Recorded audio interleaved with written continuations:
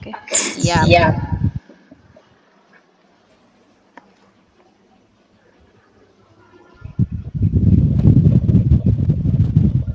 Mulai, Kak.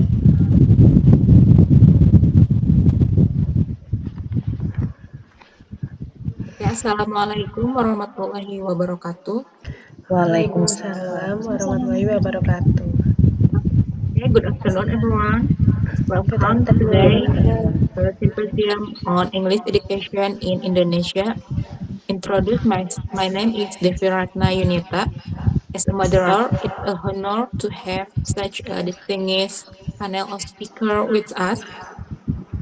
Uh, our speaker, our first speaker is Miss Widya, who will share insight on expert and English language policy. Following her, Miss Lucky will discuss the expert in English teacher development. And our third speaker, there is Miss Safira, will present on educational technology. And then I will take the stage on explore English language pedagogy. Next, uh, Miss Sylvie will address the English curriculum design. Finally, Miss Ismi will conclude our session with a focus in intercultural communication. So, thank you all for joining us today. Let's begin with Miss Vidya presentation. Okay, thank you so much, Mrs. Jeffrey, for giving me opportunities to talk about Indonesian English education in Indonesia.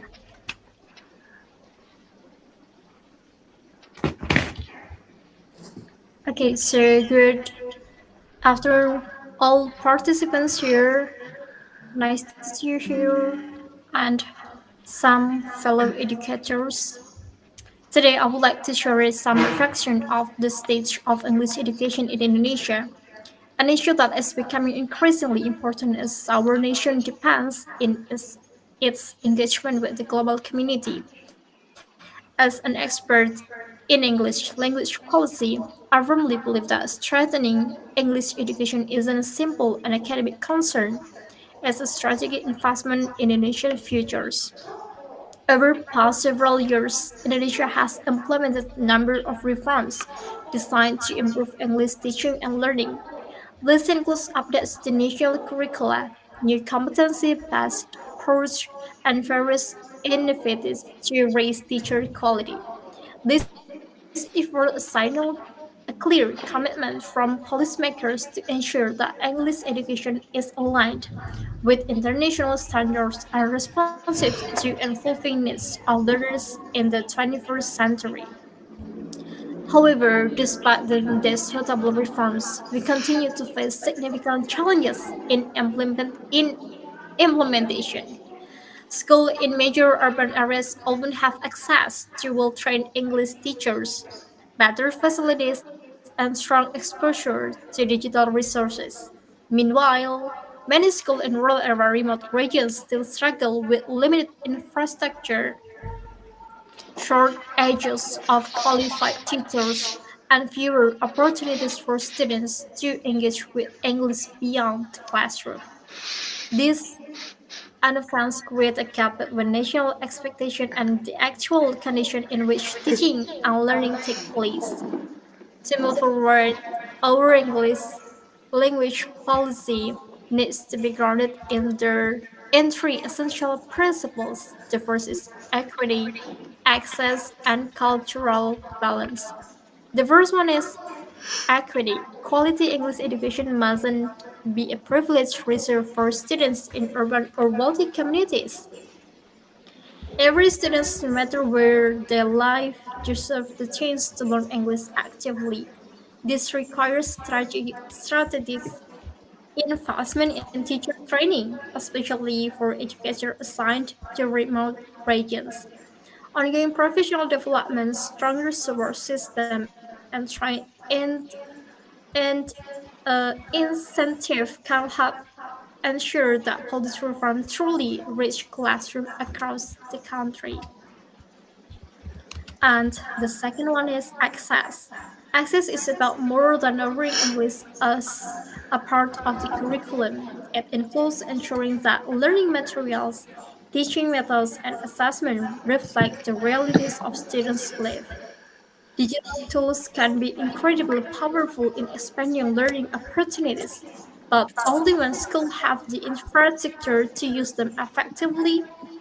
Without equitable access to technology, digital in digital initiatives can unintentionally widen the gap between school.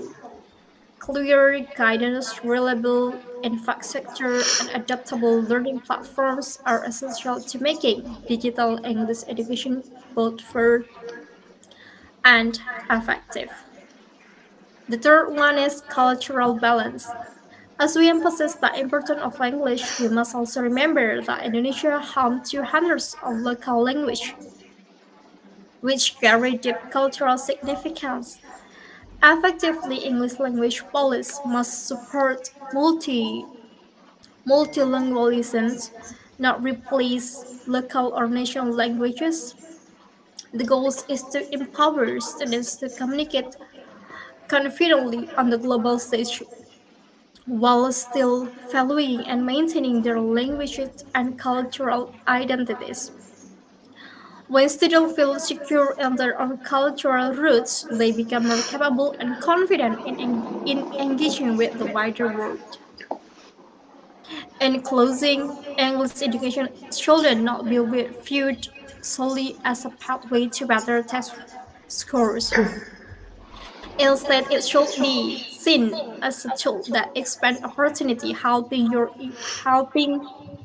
young Indonesians connect with the global knowledge, pursue international careers, and participate actively in global conversation. At the same time, a strong English language policy must honor Indonesian linguistic diversity and reinforce national identity. Even remain committed to equity, access, and cultural balance. I'm confident that Indonesia can build an English education system empowers every learner, urban and rural, privileged, underserved, to thrive an increasingly globalized world. Thank you so much.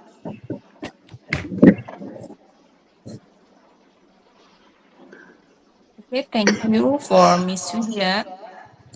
Your presentation have enriched our understanding of English educational and in Indonesian from various important perspective. So let's please welcome for Miss Lucky as a second speakers. Okay, thank you, Miss Devi. And next, the quality of English learning in our school is strongly shaped by the competence of the teachers who guide students every day. When we talk about improving English proficiency at the national level, we cannot spare the goal from the recognize confidence and professional capacity of the teacher standing at the front of the classroom.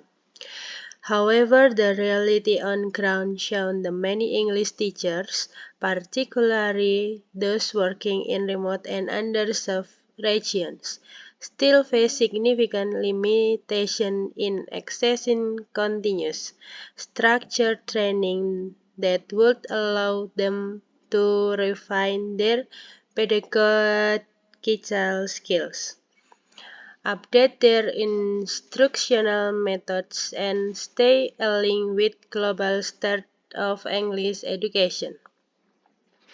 In many schools, teachers are required to meet insanely complex learning demands, yet the professional development opportunities provided to them are often minimal or irregular.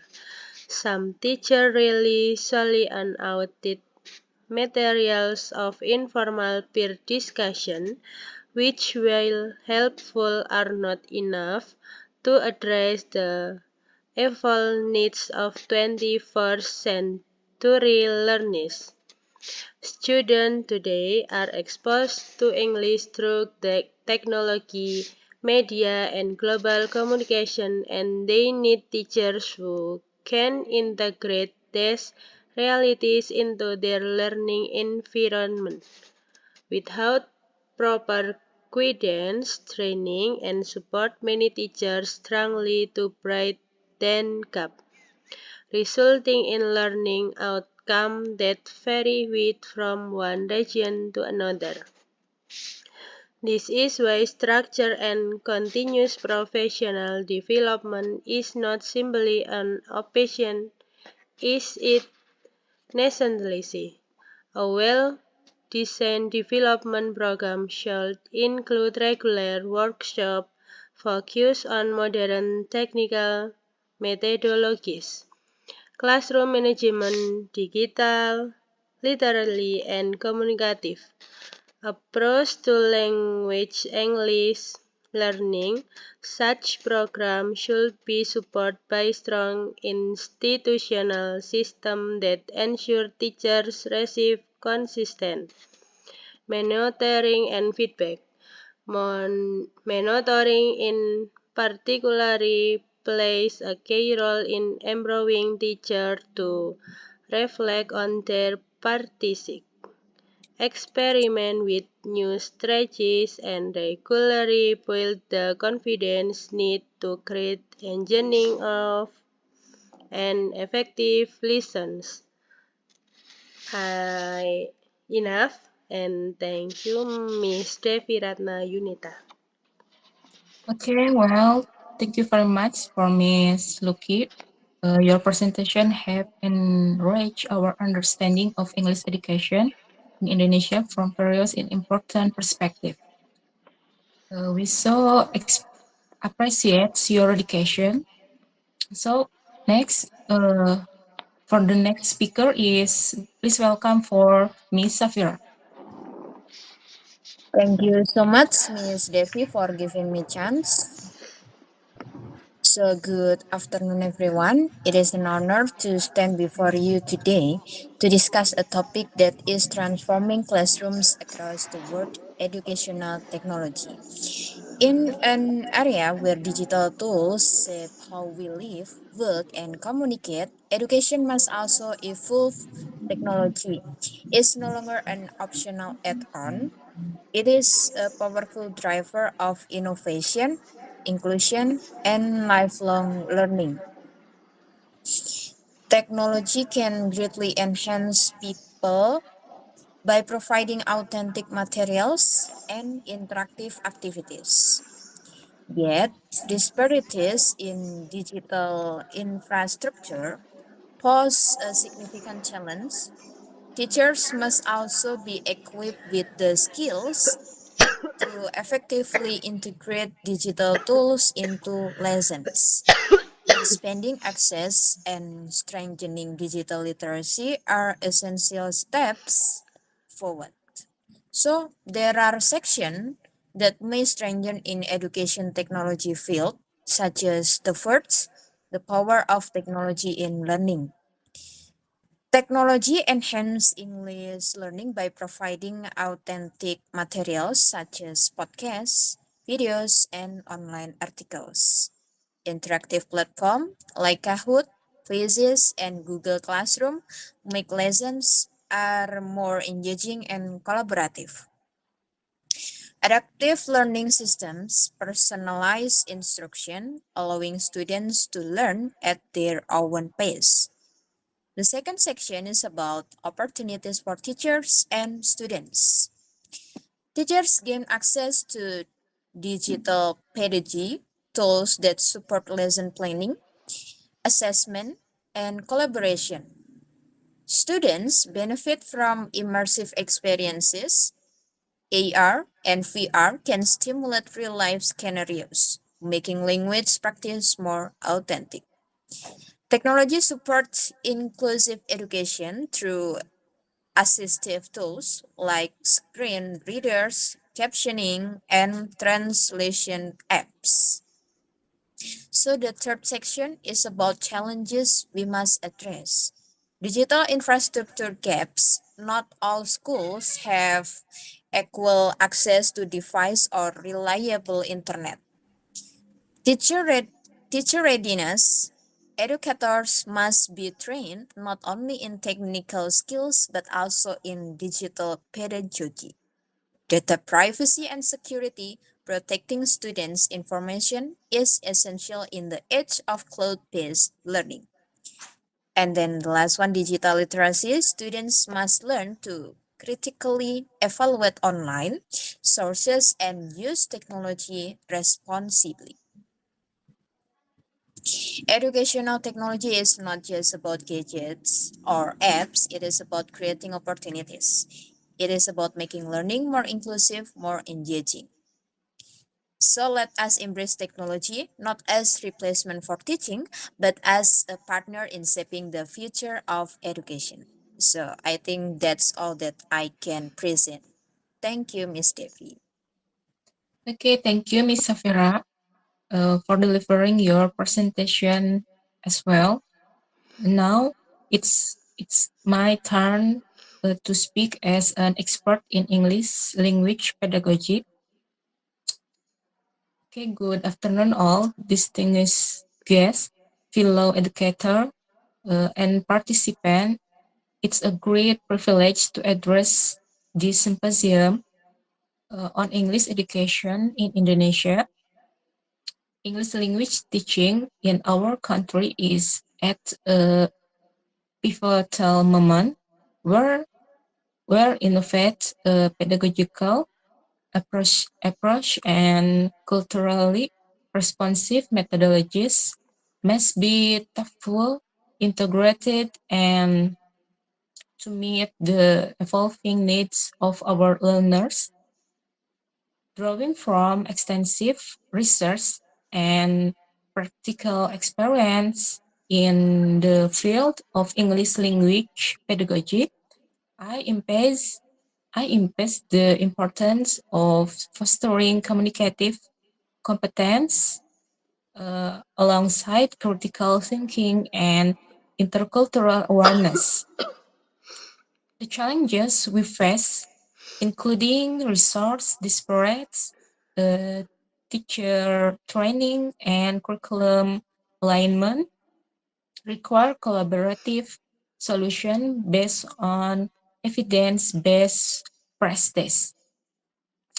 So this gathering provides an invaluable platform for sharing diverse perspectives and pioneering ideas.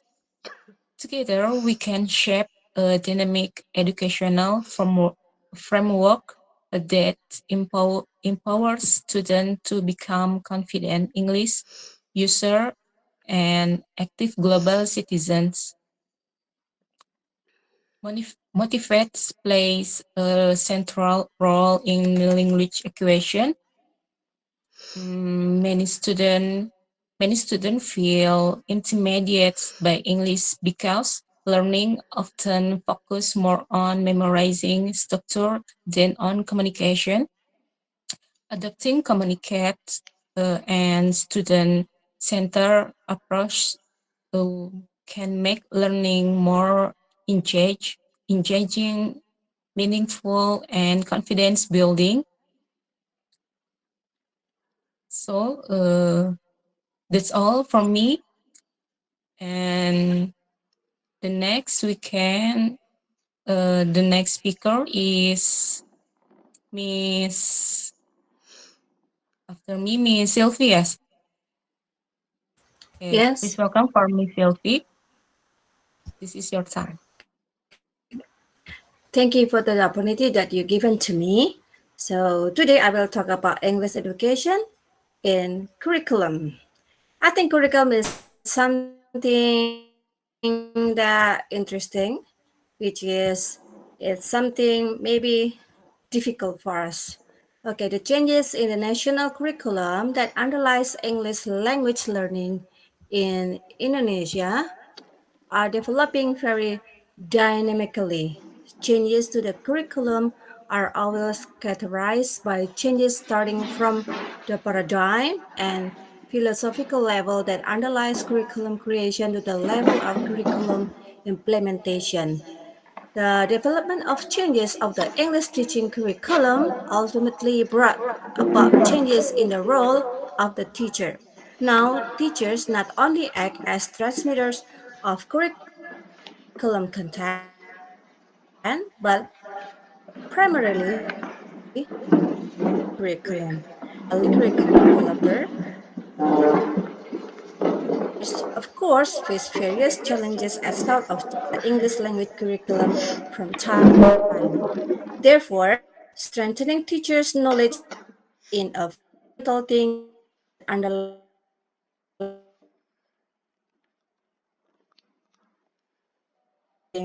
learning curricula in English. As a language teacher, I believe curricular results from changes in the English language curriculum are welcome. No, ladies and gentlemen, fundamental practices in developing English curricula and managing teachers' language learning. As has been stated in the development of English language teaching in Indonesia, this approach has been adopted in the implementation of the 2006 Education Unit Level Curriculum. We call it KTSP, although the implementation of the genre-based approach, which has realized in genre text-based English language learning, was accompanied by guide to implementing text-based learning at the time KTSP was implemented. The use of a detailed implementation guide like this doesn't appear to have been continued during the implementation guide like this that appear. Curriculum mandates that text-based learning, as stated in the basic competencies, recommended the method that adopted by English teacher in teaching text. Even the current independent curriculum is in the accordance with the degree Minister of Education, Culture, Research and Technology concerning guidelines for implementing curriculum in the text of learning recovery curriculum, which is called we call it curriculum merdeka, requires teachers to understand learning principles that are relevant to their learning context, including the principles of text-based learning. And genre-based learning is a method derived from a genre-based approach. The teacher's knowledge based in the source of the teacher's ability to rationalize their learning practices. Rooted in the concept of teacher knowledge base promoted by Salman, research in the area of second language teacher knowledge has confirmed teachers' ability to conceptualize their knowledge base to develop their learning practices. Teachers who are experienced and have good teaching skills are reported to be able to conceptualize multidimensional interaction of knowledge in their teacher knowledge base. Meanwhile, teachers with recent teaching experience have the potential to develop their conceptualities of their teaching knowledge base in line with their professional development efforts. The following in categories of the teacher knowledge bases identified in my research, which is related to the knowledge base of pre-service teachers, which of course also applies to teachers' knowledge bases. If I looking back at the reality of changes in the English language learning curriculum, which are changing rapidly and dynamically, the role of teachers as curriculum developers needs to be strengthened by continuously managing the support system for increasing teacher knowledge base as a representation of teacher competence and ability. competence in developing their learning curriculum. Various parties involved in improving the competency of English teachers are obligated to ensure that teachers obtain adequate knowledge and skill in planning, implementing, and evaluating their learning curriculum. The support system, as the closing, the support system also needs to map how to strong the teacher's knowledge base has formed teacher competence in translating curriculum changes into developing their learning curriculum. Thus, curriculum change is characterized by the active involvement of teachers in developing their learning curriculum in the desired direction so that curriculum change is not merely the force of an external change mandate that marks an act or symbolic victory, but as a support system that encourages teachers to utilize their teacher knowledge base to implement curriculum change. That's all from me. Okay, thank you for Miss Sylvie for your perform so clearly.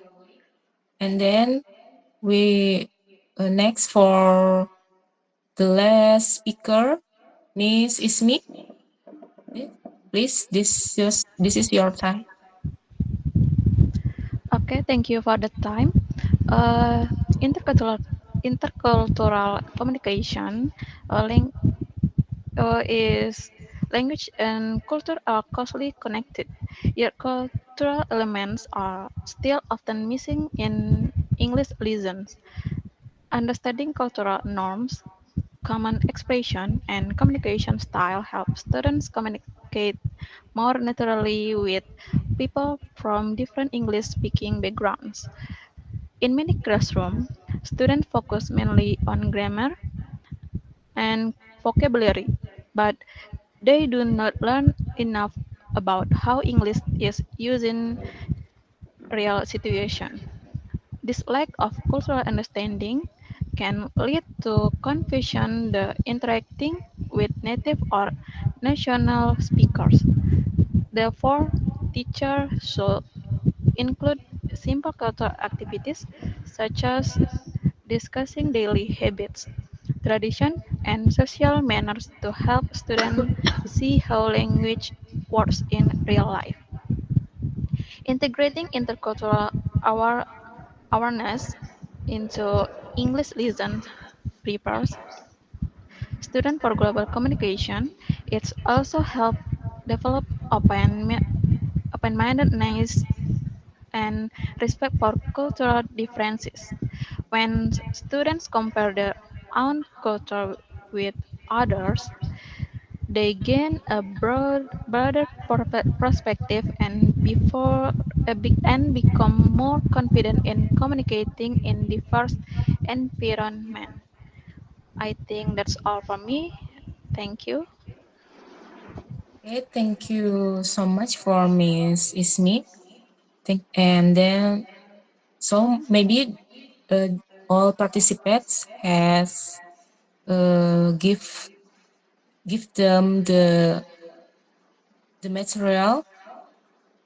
So thank you so much for all esteemed speaker for sharing your valuable insight and expertise today. Your presentation have enriched our understanding of English education in Indonesia from various important perspectives.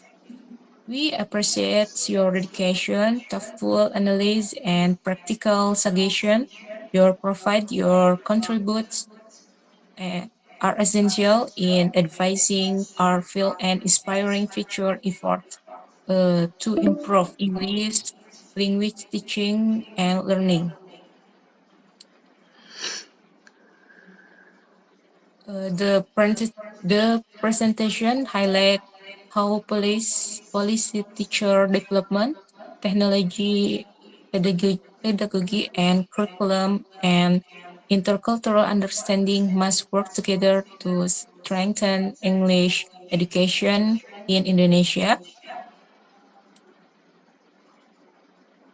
Uh, okay, maybe that's all from our symposium, our our symposium today. Thank you for your participation. May today's insight support our collective efforts and advise English education in Indonesia. Assalamualaikum warahmatullahi wabarakatuh.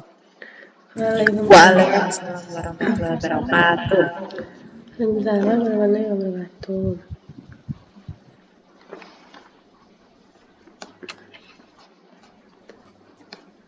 Saya akhiri ya teman-teman. Kakak itu cukup gak, maaf ya kalau ada